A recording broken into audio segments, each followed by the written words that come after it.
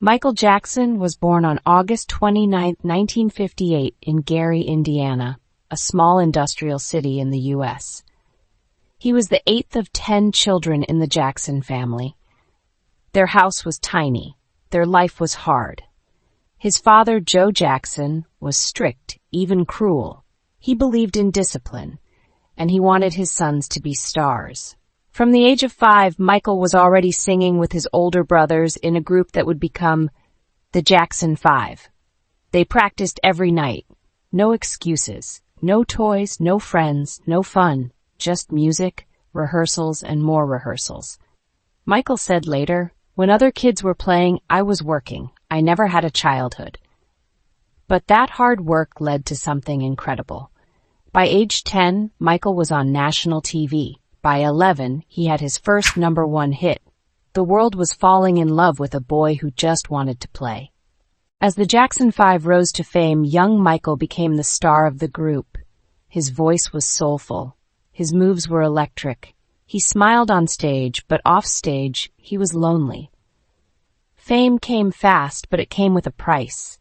He couldn't go to school like other kids. He couldn't play outside.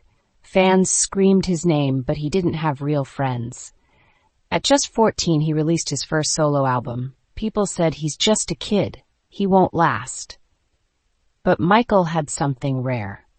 Not just talent, vision. He wanted more than fame. He wanted to create magic. In 1979, at age 21, he released Off the Wall, his first adult solo album. It was smooth, funky, and fresh. With hits like Don't Stop Till You Get Enough and Rock With You, the world saw a new Michael, confident, stylish, free. But even with all its success, Michael wasn't satisfied. He said, "Off the Wall was a hit, but it wasn't the best I could do. Not yet." He wanted to make an album the world would never forget. So he went back to the studio to make history. In 1982, Michael Jackson released an album called Thriller. At first, no one expected it to become a global phenomenon, but Michael had a plan. He didn't just want to make great music. He wanted to make the greatest album of all time. He worked day and night in the studio. He collaborated with the best producers, including Quincy Jones. Every beat, every note, every vocal was perfected. The result? Thriller became the best-selling album in music history. With hits like Billie Jean, Beat It, and the title track Thriller, Michael didn't just top the charts, he broke them. The music video for Thriller was more like a short film, zombies, dance battles, and cinematic storytelling. It changed what a music video could be. MTV had never seen anything like it. People around the globe copied his dance moves. The moonwalk became a sensation. The white glove, the hat, the red jacket, all became symbols of a new era. He wasn't just an artist anymore, he was a superstar. No, more than that. He was now the king of pop. But with that crown came something darker: pressure, obsession, and isolation. With each success, Michael Jackson reached new heights, but also new struggles. He broke records, won Grammy after Grammy, and performed for millions. But deep inside, something was missing. He once said, "When I see children, I see the face of God. That's why I love being around them. I never had a childhood." While other adults collected homes and cars, Michael built something else: Neverland. A massive ranch with amusement rides, a zoo, movie theaters, designed to be the childhood he never had. He invited sick children to visit. He gave to charities. He smiled, laughed, played. But the media didn't understand him. They began calling him Wacko Jacko. They focused on his changing appearance, his lighter skin, his nose, his soft voice. People gossiped, judged, joked. Michael was becoming a prisoner of his own fame. In interviews, he looked tired, like a man carrying too much weight. Behind the scenes, he suffered from insomnia, loneliness, and growing anxiety. But still, he created. In 1987, he released Bad, another global hit. Then Dangerous, with iconic tracks like Black or White and Heal the World. Each time people doubted him, he returned stronger. but the shadows were growing darker. In 1993, Michael's world began to fall apart. A young boy accused him of inappropriate behavior. The media exploded, tabloids ran wild, cameras followed him everywhere.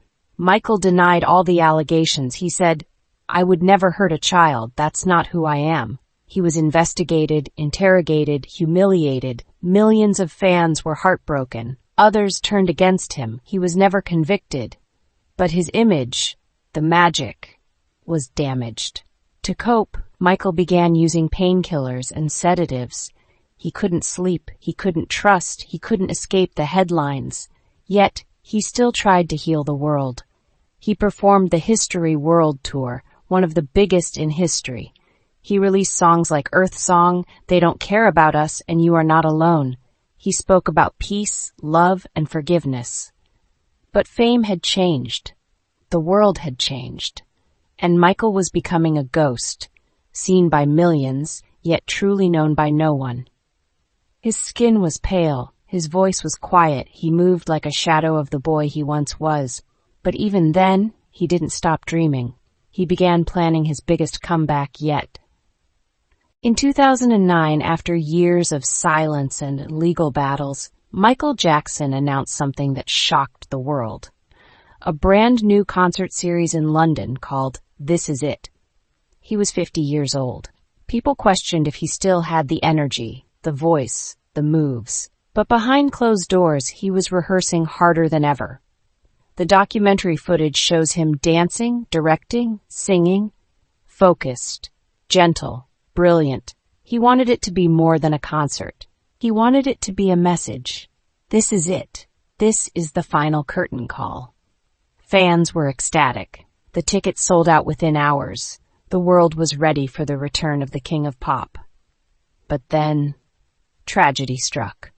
On June 25, 2009, just weeks before the first show, Michael Jackson died of cardiac arrest. The cause, a lethal combination of prescription drugs given by his personal doctor. The world stopped. People cried in the streets. They played his music in every corner of the planet. TV stations paused regular programming. Millions gathered outside hospitals, homes, and concert venues. Michael was gone, but his music, his voice, his message would never be silenced. Even in death, Michael Jackson continued to influence the world. His memorial service was watched by over 1 billion people across the globe.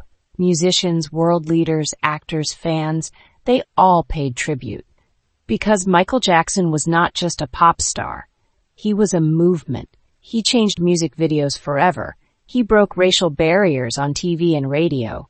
He inspired generations of dancers, singers, and performers, from Beyoncé to Bruno Mars, from Usher to BTS.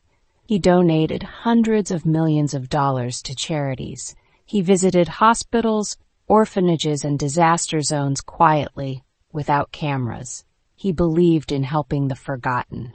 His music carried powerful messages. Heal the world. They don't care about us. Man in the mirror.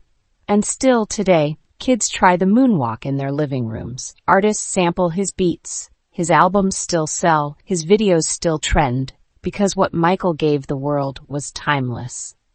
Behind the glitter, the chaos, and the rumors was a human being with deep emotions, rare gifts, and a heart that just wanted to be loved. He once said, "I'm starting with the man in the mirror. I'm asking him to change his ways." Maybe that's all he ever wanted from us too.